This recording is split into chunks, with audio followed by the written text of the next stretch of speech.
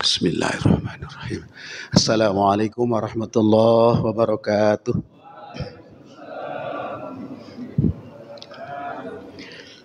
A'udzu billahi samii'il 'aliim minasy syaithaanir rajiim. Bismillahirrahmanirrahim.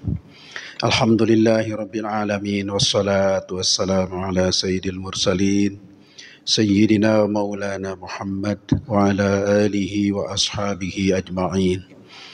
ولا حول ولا قوة إلا بالله العلي العظيم.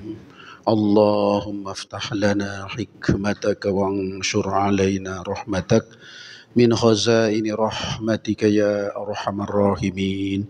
اللهم افتح لنا فتوح العارفين واجعلنا من العلماء العاملين واجعل أعمالنا خالصة لوجهك الكريم. اللهم انفعنا بما علمتنا وعلمنا ما ينفعنا وزدنا علما وارزقنا فهما. والحمد لله على كل حال ونعوذ بالله من حال أهل النار. وصلى الله على سيدنا محمد وعلى آله وأصحابه أجمعين والحمد لله رب العالمين. Bapak-bapak, ibu-ibu yang saya muliakan, seperti biasa awal bulan kita mengaji Quran ya. Cuman saya lupa juga sudah sampai di mana nih Pak Ustadz, masih ingat gak? Surat apa nih? Surat apa? At-Taubah 23. At-Taubah 23.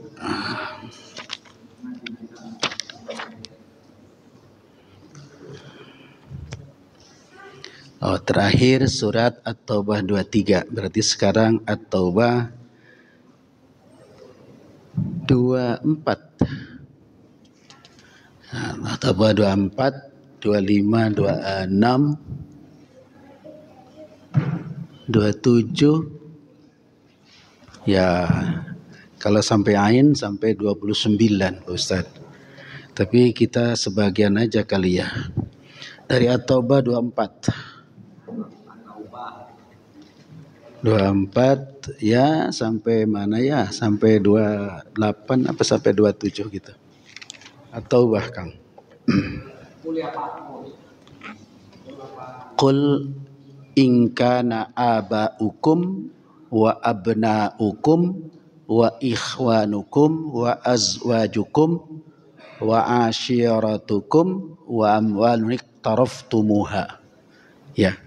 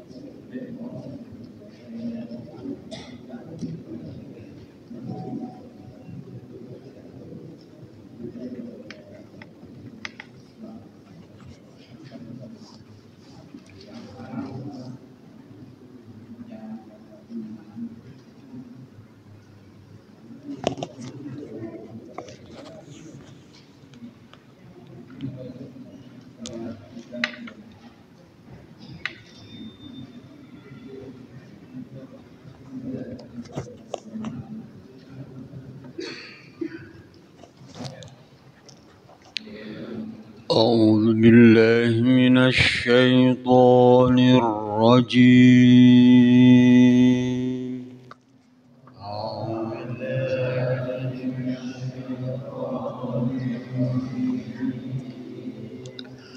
بسم الله الرحمن الرحيم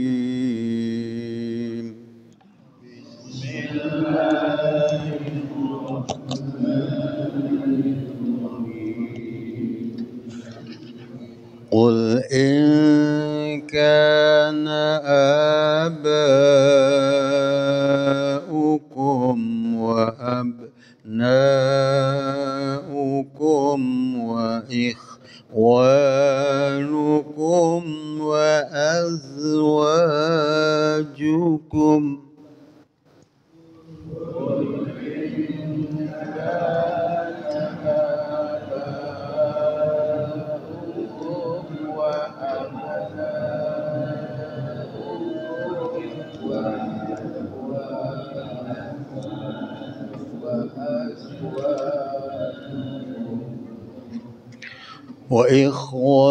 وإخوانكم وأزواجكم وعشيرتكم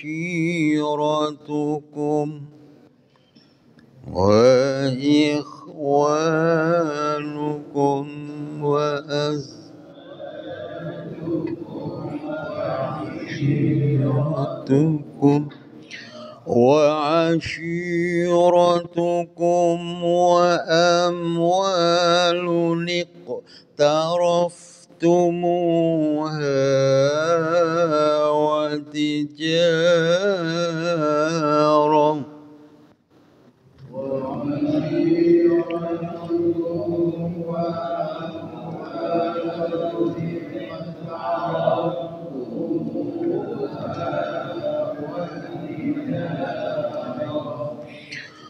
وتجارة تخشون كسادها ومساكن ترضونها أحب إليكم من الله ورسوله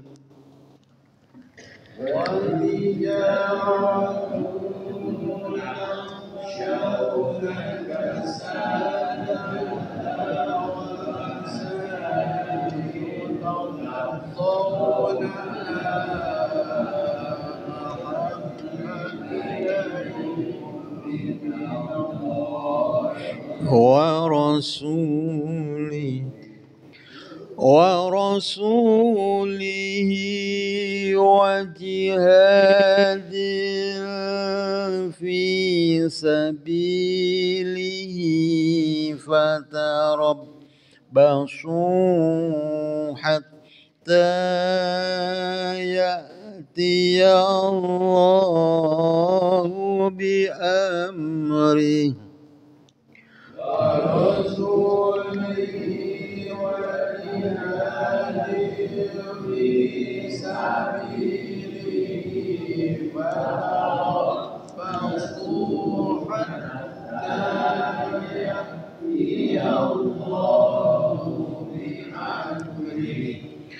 والله لا يهدي القوم الفاسقين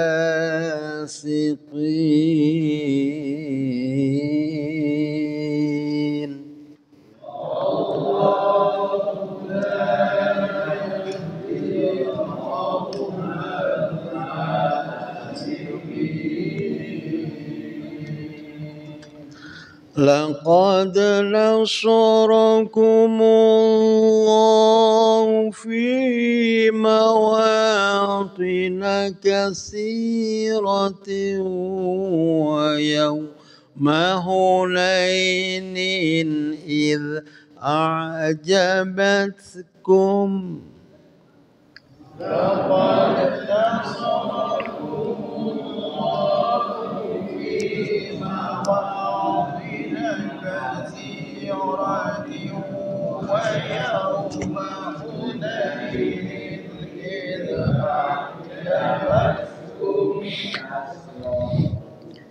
إذ أعجبتكم كثرتكم فلم تغن عنكم شيئا وضاقت عليكم الأرض إذ أعجبتكم كثرتكم فلم تغن عنكم شيئا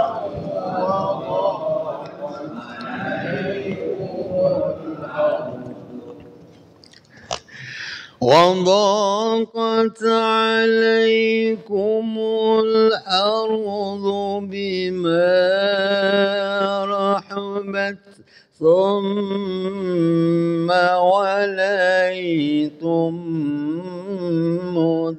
مدبرين وضاقت عليكم الأرض بما رحبت ثم وليتم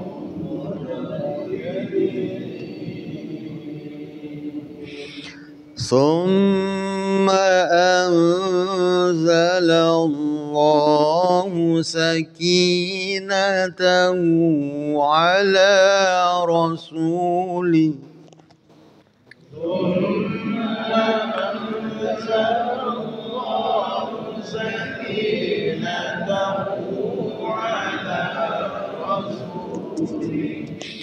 على رسوله وعلى المؤمنين وأنزل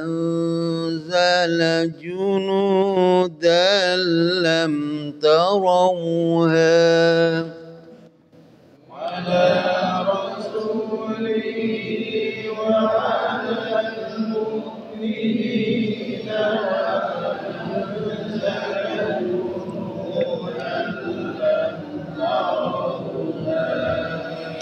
وأنزل جنودا لم تروها وعذب الذين كفروا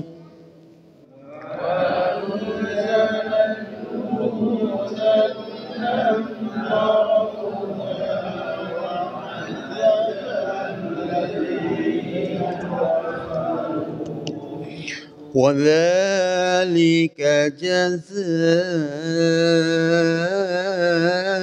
الكافرين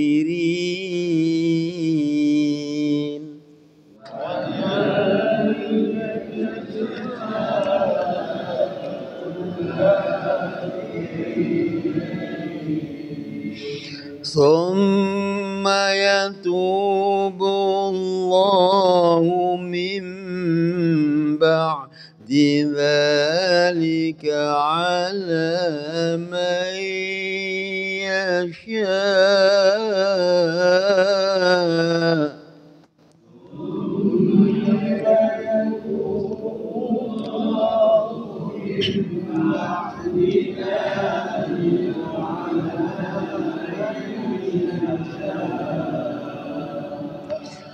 والله غفور رحيم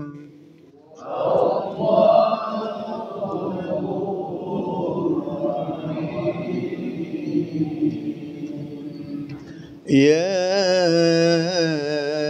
أيها الذين آمنوا إنما المشركون نجس فلا يقربوا المسجد الحرام يا أيها الذين آمنوا إنما المشركون نجس فلا يقربوا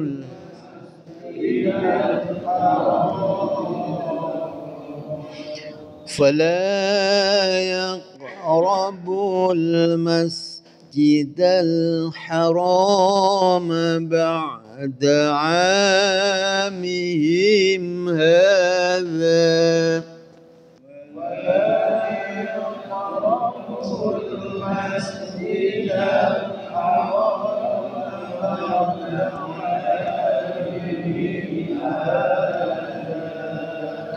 وإن خفتم عيلة فسوف يغنيكم الله من فضله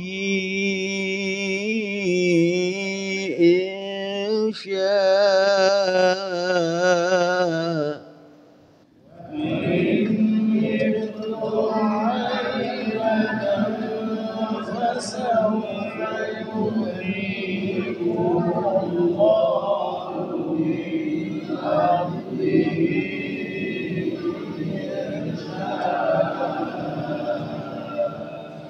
إن الله عليم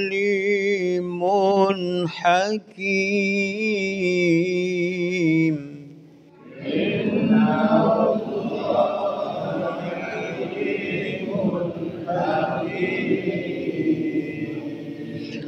قاتلوا الذين لا يؤمنون بالله ولا باليوم الآخر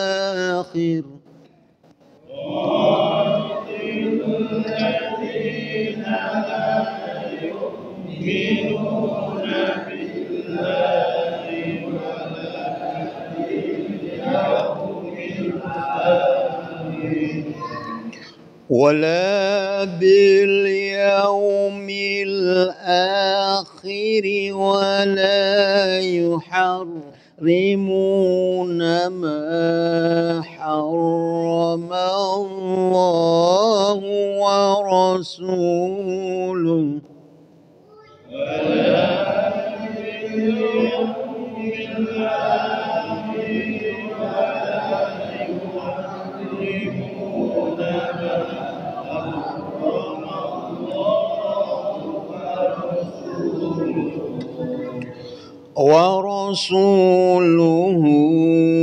ولا يدينون دين الحق من الذين أوتوا الكتاب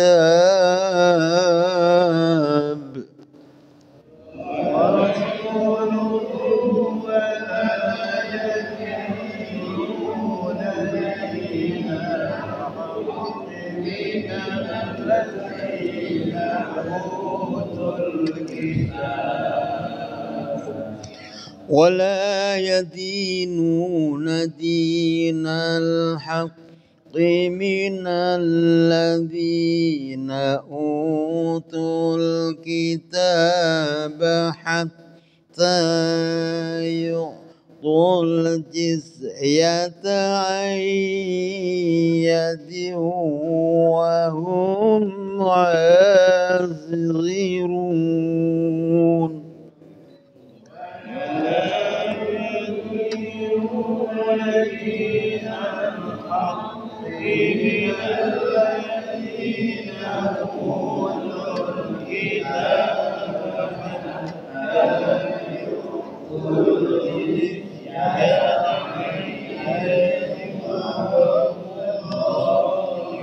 ولا يدينون دين الحق من الذين أوتوا الكتاب حتى يعطوا الجزية عن يد وهم صاغرون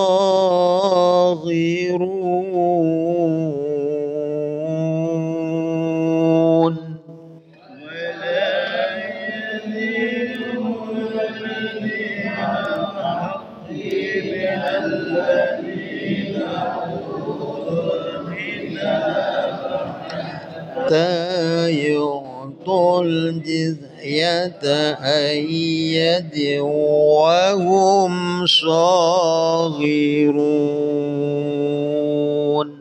صدق الله العظيم.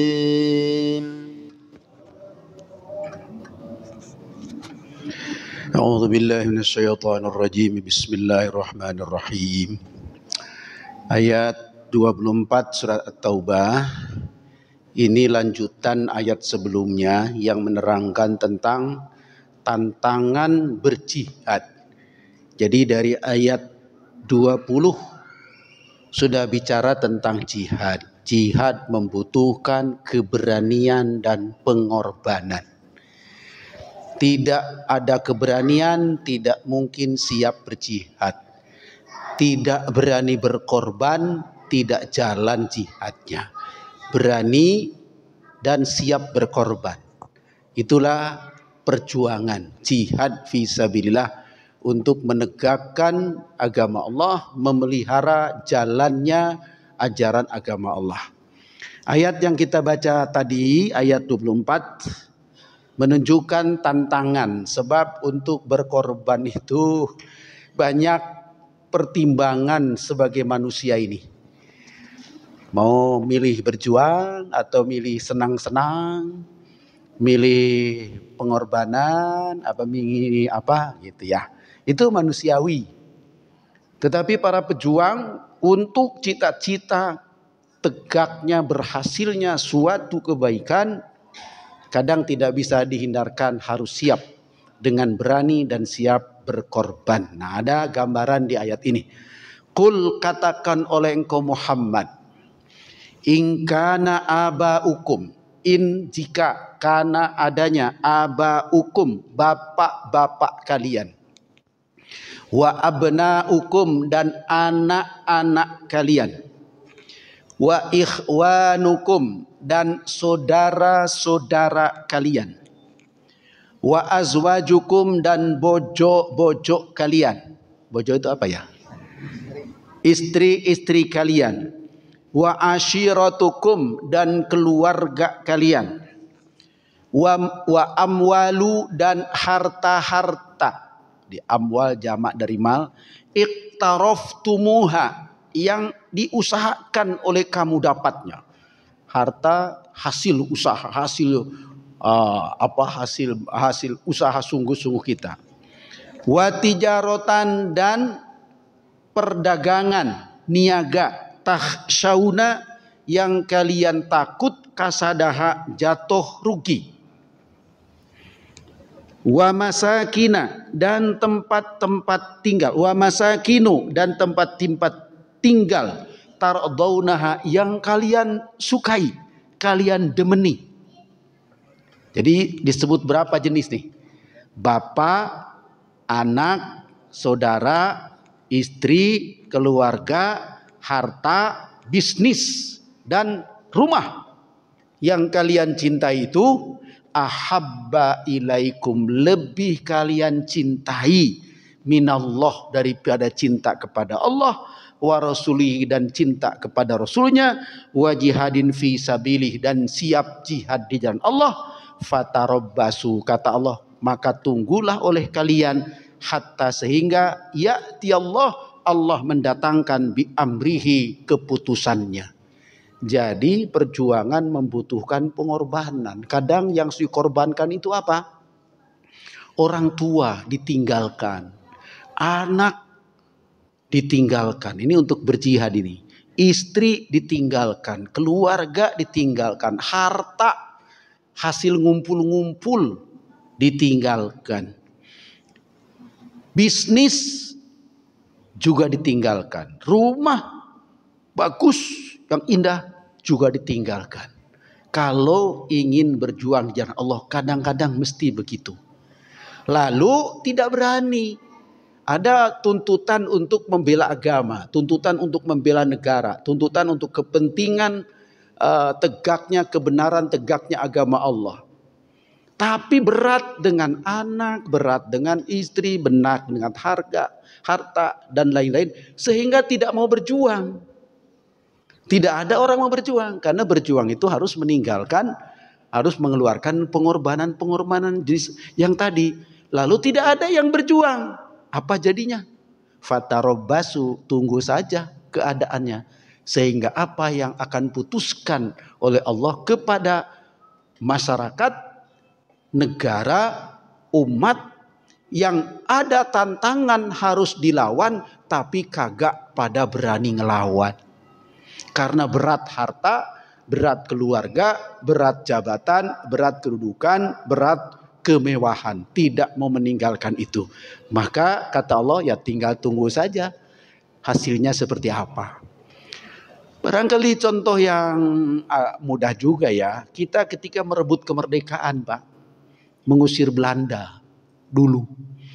Itu bapak kita, kakek kita, nenek kita itu untuk berjuang melawan penjajah itu, dia harus siap mati, meninggalkan anak istri, lalu bawa bekal seadanya. Alhamdulillah Allah tolong merdeka Indonesia. Andai kata tidak ada yang siap berjuang seperti itu, kita masih dijajah. Kita masih jajahan Belanda sampai sekarang. Nah, jadi itu sejarah yang kita ketahui dan kita saksikan, mungkin bisa juga kita sebut, kita alami. Jadi perjuangan itu membutuhkan pengorbanan.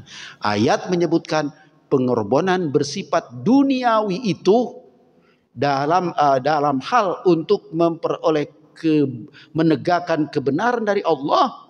Kita harus siap mengorbankan kesenangan duniawi untuk meraih kebahagiaan ukhrawi, kebahagiaan dari Allah Subhanahu wa taala. Ini ya. Jadi kalau baca sejarah pasti itu jelas bagaimana Rasulullah berjuang, para sahabat, kemudian yang gugur di perang Badar, gugur di perang Uhud, gugur di perang Khandaq. Mereka itu siap berjuang dengan meninggalkan kesenangan duniawiyah, ya, baik keluarga dan sebagainya. Itu adalah tantangan perjuangan. Dalam hal ini jihad, hijrah dan jihad ada kaitan dengan ayat 20 ya. Ayat 20 itu iman, hijrah, jihad fisabilillah. Jadi ini suatu pelajaran dari agama. Abaikan semua kesenangan dunia itu kalau kita menghadapi kepentingan serius untuk membela kebenaran. Dalam hal ini kebenaran agama Islam wajib dibela. Kalau tidak ada yang membela, maka agama tenggelam, kebenaran tidak ada. Jadi bapak-bapak, ibu-ibu menikmati agama Islam sekarang di Indonesia karena mereka dulu pejuangnya seperti itu. Para sahabat berjuangnya dengan banyak pengorbanan. Para juru dakwah meninggalkan negerinya untuk menyampaikan ajaran agama Allah. Sampailah ke negeri kita Indonesia. Jauh, Pak. Dari Mekah ke Indonesia ini. Dari Madinah ke Indonesia jauh. Kalau bukan karena pengorbanan kagak nyampe itu Islam ke sini. Pasti pengorbanan. Awal-awal dibela oleh para sahabat. Kalau tidak dibela oleh Rasulullah, nggak bisa juga. Tanpa sahabat Rasul nggak bisa juga. Sendirian nggak mungkin. Jadi sahabatnya berani mati, berani berkorban. Pokoknya Islam tegak. Nah, silakan Bapak pelajari sirah Nabawi itu ya. Bagaimana semangat mereka. Nah, ini ayat sedang menggambarkan untuk perjuangan dibutuhkan pengorbanan. Jenis pengorbanannya sesuai dengan kondisinya ya. Jadi ini Allah mengingatkan tentang mulianya orang berjuang karena dalam perjuangan ada keberanian dan ada pengorbanan. Wallahu la yahdil qaumal fasikin. Wallahu dan Allah la yahdi tidak memberi petunjuk al qaumal fasikin kepada kaum yang fasik. Siapa yang fasik? Yang enggak mau berjuang. Yang terang-terangan enggak lah, aku enggak mau berjuang dah, itu fasik itu. Orang mah semua rame-rame harus berjuang menegakkan kebenaran, dia mah enggak dah. Enggak ikut-ikutan dah. Itu fasik itu. Kagak bakal dapat hidayah Allah orang yang tidak berjuang, yang fasik ya. Nah, itulah hakikat atau apa ya, hal-hal yang pasti dialami oleh setiap para pejuang. Kalau membela negara, ada lagu namanya lagu Selendang Merah. Ini tukang nyanyi nih Ustadz. Selendang merah. Itu ada tentara yang mau ke perbatasan. Pamit kepada istrinya.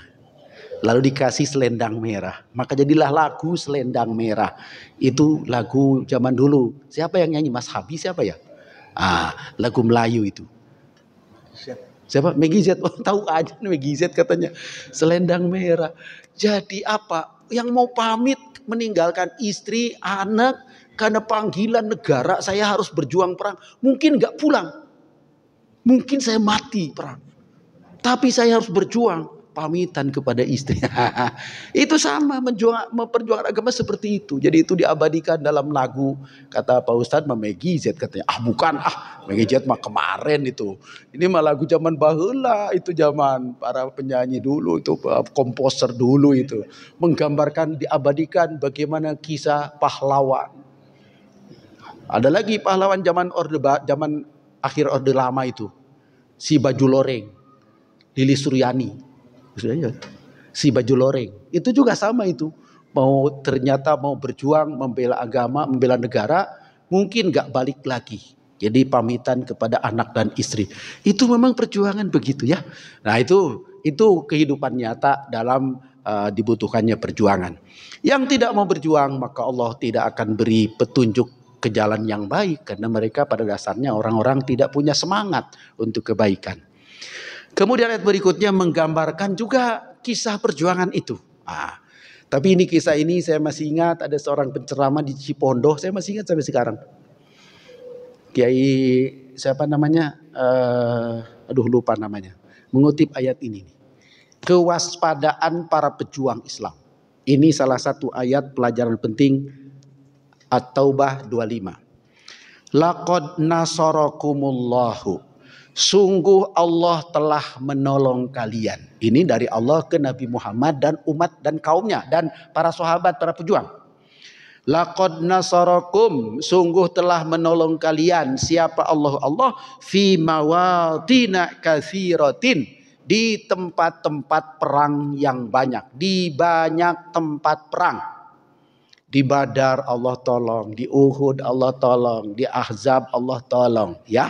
Allah banyak menolong pejuang-pejuang Islam. Maka ini dikatakan ya, sungguh Allah telah menolong kalian di banyak tempat peperangan. Wa yauma Hunain, dan termasuk Allah tolong pada saat perang Hunain. Kenapa disebut perang Hunain? Nah ini Bapak harus baca sejarah ini. Ternyata perang Rasulullah itu satu persatu punya ciri khas. Punya pelajaran khusus. Perang Badar pelajaran apa? Perang Uhud pelajaran apa? Perang Khandaq pelajaran apa? Perang Bani Nadir pelajaran apa? Ya, itu semua. Kemudian ayat ini menyebut satu yang cukup menarik, perang Hunain. Hunain itu adanya di antara Mekah dan Taif. Itu daerah Hunain itu. Itu perangnya luar biasa, itu hampir kedodoran Rasulullah. Kita terusin dulu. Iz a'jabatkum, ketika kalian merasa takjub.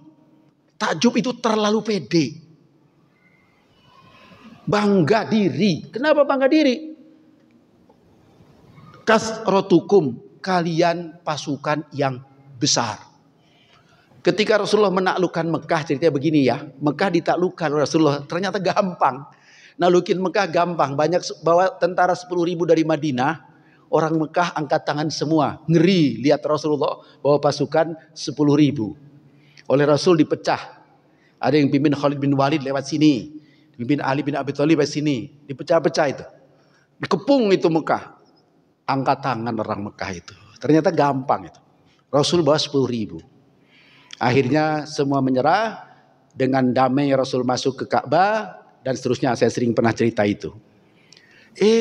Belum lama dari situ, tiba-tiba ada berita Mekah mau karena Mekah sudah ditaklukkan Nabi Muhammad, orang-orang kafir akan menyerbu dari Hunain sebelah timur. Wah, ada beberapa suku di Hunain yang akan menggempur Mekah, menggempur Nabi Muhammad. Maka Nabi Muhammad umumkan, kalau gitu kita lawan, kita samperin saja ke sana, ke Hunain. Maka Rasul bawa pasukan 10.000 yang dari Madinah, ditambah yang baru masuk Islam 2.000. dari Madinah. Jadi 12.000. Ternyata sahabat Rasul itu namanya juga manusia ya. Dulu saya perang Badar, kami perang Badar cuma 300 lawan 1.000. Ditolong Allah menang. Perang Khandaq kami cuma 3.000 melawan 10.000 menang.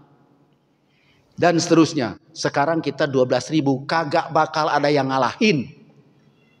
Itu namanya takjub, terlalu pede. Ini maka jadi kisah khusus perang Hunain itu, Pak. Jadi tentara Rasul, wah paling gak seberapa itu. Kita pasukan 12.000, belum pernah bawa pasukan 12.000 Rasulullah itu. Jadi kita karena banyaknya kasrotukum, kalian banyak, ajabatkum, kalian merasa takjub pada diri sendiri. Namanya terlalu pede. Apa terlalu pede itu ya? Ujub lah, merasa yakin bakal menang lah, kecil lah musuh gitu ceritanya. Falam nughni angkum, ternyata tidak cukup bagi kalian syai'an suatu pun, wa dhaqat alaikumul ardu, bahkan kemudian kamu merasa sempit bumi ini, bima rahubat, padahal bumi itu luas, summa wallaitum mudbirin, lalu kalian berpaling ngacir, pulang mundur.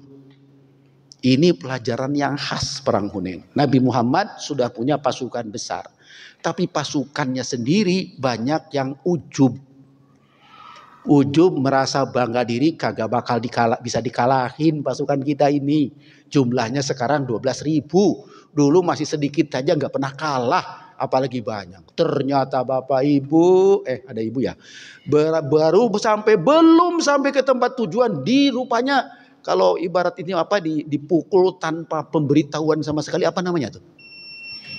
Diserbu tiba-tiba. Di luar dugaan, masih subuh baru berjalan, dilemparin kiri kanan, dihujanin panah. Rupanya mereka sudah siap di jalanan, di gunung-gunung. Kedodoran, Pak. Banyak yang luka. Banyak juga yang mundur pasukan Rasulullah itu. Rupanya ini teguran, jangan suka merasa terlalu pede, tetap waspada, hati-hati. Ini perang Hunain, Pak. Hampir kalah Nabi Muhammad. Yang 12.000 hampir kalah itu. Bahkan banyak yang lari ke sana kemari karena dihujanin dari sana oleh mereka. Nah, ini pelajaran penting perang Hunain. Tetapi waktu itu Allah masih menolong, maka dikatakan tetap Allah menolong mereka. Ketika kucar-kacir ke sana kemari, pasukan Rasul sudah mulai pada kabur. Ketika itu sahabat Rasul yang masuk Islamnya belum lama, namanya Abbas. Rupanya Abbas punya suara kenceng, Pak.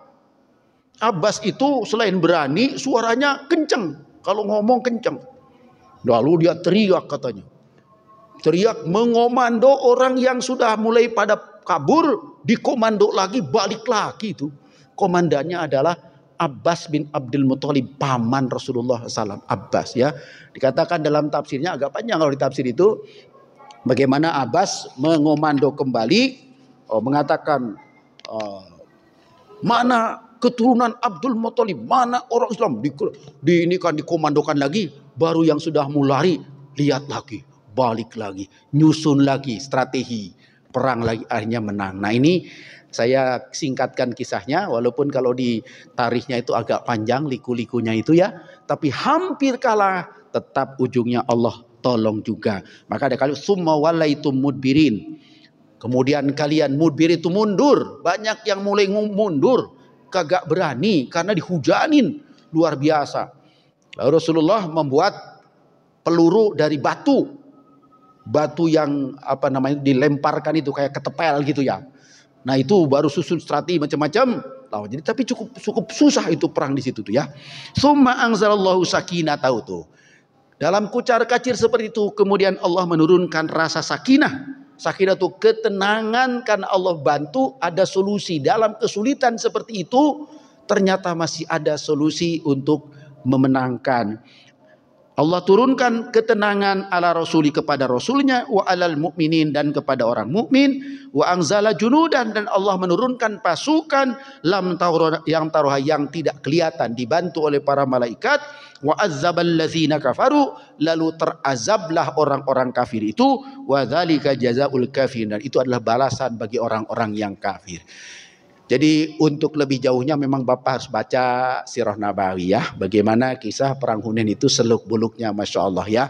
Itu tantangan yang berat. Kepada mereka yang pulang, yang lari, yang mundur dari perang, kan itu dosa Pak. Orang kalau sudah perang dikomandokan oleh komandannya harus maju, tapi mundur, dosa itu. Dosa besar. Tapi kalau kalah komandannya kita mundur, itu nggak apa-apa. Tapi kalau komandan perangnya maju, kita mundur, dosa. Itu kalau undang-undang perang nih. Siap nggak Pak? Siap nggak? Jadi kalau kata komandannya mundur seperti kasus di perang Tabuk. Sayyidina Khalid bin Walid mengatakan kita tidak bisa melawan sejumlah pasukan Romawi sebesar itu, kita mundur teratur. Nah itu adalah komandannya memerintahkan mundur. Lalu Rasul membenarkan juga. Tapi dalam kondisi kata komandan perang maju lalu kita mundur, itu dosa. Lalu bagaimana dengan mereka yang sudah terlanjur mundur nih? Tsumma yatubullah min ba'di dzalika ala may yasha. Tsumma kemudian yatubu memberikan penerimaan tobat siapa Allah min ba'di dzalika setelah itu ala may yasha kepada orang yang dikehendakinya. Kelalaian mereka mundur seperti itu, kemudian mereka bertobat kepada Allah, Allah terima tobatnya. Wallahu ghafurur rahim, dan Allah Maha Pengampun lagi Maha Penyayang. Ayat 27 belum selesai ya. Nah, jadi ini gambaran perjuangan. Jadi kebetulan kemarin saya baru pulang dari Taif. Jadi memang daerah Hunain itu, Hunain Taif di situ. Karena habis perang Hunain lalu perang Taif. Harus perang Taif lalu pembagian ghanimahnya di Ji'ronah. Jadi kalau bapak-bapak mau bareng dengan saya bulan depan, mudah-mudahan November suruh berangkat lagi. Insya Allah kita lihat-lihat suasana Mekah, suasana Taif yang jadi medan perang Rasulullah. Jadi banyak kisah tentang Taif itu. Ada perang Taif dan ada juga doa Taif. Nah doa Taif itu yang berkaitan dengan Rasulullah yang dianiaya itu. Itu adalah kisah-kisah yang sangat berkesan dalam sirah nabawiyah Rasulullah sallallahu alaihi wasallam. Yang terhormat, nampaknya sudah habis waktu kita, masih tersisa 2 ayat belum saya komentari. Tapi tema yang tadi kita baca berkaitan dengan wajibnya berjuang di jalan Allah ketika itu diperlukan, dan wajibnya berani, wajibnya siap berkorban karena Allah semata-mata. Di balik kesiapan itu Allah juga siap membantunya, menolongnya. Maka ada kalimat nasarakumullah, Allah menolong kalian asal betul-betul berjuang sungguh-sungguh karena Allah. Terima kasih tuan-tuan, nyonya yang terhormat yang telah menyimak kajian kita. Mudah-mudahan ada manfaat buat kita semua. Kalau ada yang salah-salah, mudah-mudahan Allah memaafkan lalu memperbaiki kita ke depan. Hadanallah yakum ajma'in. Allahumma rahamna bil Qur'an waj'alhu lana imama wa nura wa huda wa rahmah. Allahumma zakirna minhu ma nasina wa alimna minhu ma jahilna warzuqna tilawatahu ana al-laili wa atrafan nahar waj'alhu lana hujjatan ya rabbal alamin. Wa sallallahu ala sayyidina Muhammad wa ala alihi wa ashabihi ajma'in walhamdulillahi rabbil alamin. Wassalamualaikum warahmatullahi wabarakatuh.